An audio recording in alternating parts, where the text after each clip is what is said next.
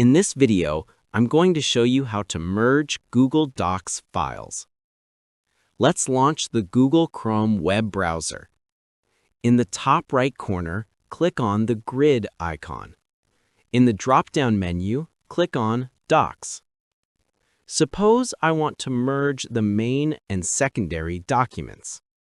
In hindsight, this can be a pretty easy task, but merging multiple documents can take a lot of time. Open a new window in the browser. Click on the grid icon again and open Google Drive. In the top right menu, click on the Settings icon. In the drop-down menu, click on Settings. In the left side menu, click on Manage Apps. Now click on Connect More Apps. A pop-up should appear on the screen. Click on the search icon and search for Merge. This is the app we are looking for. Click on it. In the pop-up, click on Install. Click on Continue. Now you need to log in to your account. Log into your account normally. Now let's go back to the Drive page.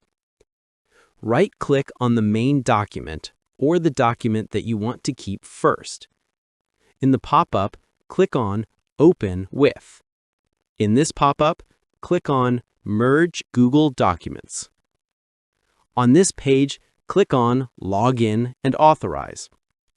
Click on Select All, then Continue. Now click on Select Files from Google Drive.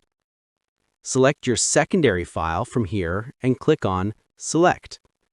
After both of the documents have been uploaded, click on Merge Documents or Spreadsheets. Wait a few moments for the operation to be completed. Even if it shows an error at the end of the process, go back to the Drive page. Here you should see a merged document. Let's open it.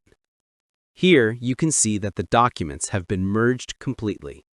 Following these steps, you can merge Google Docs easily. Feel free to reach out if you encounter any issues during the process. If this video helps you out, please leave a like and subscribe. Comment below if you have any questions.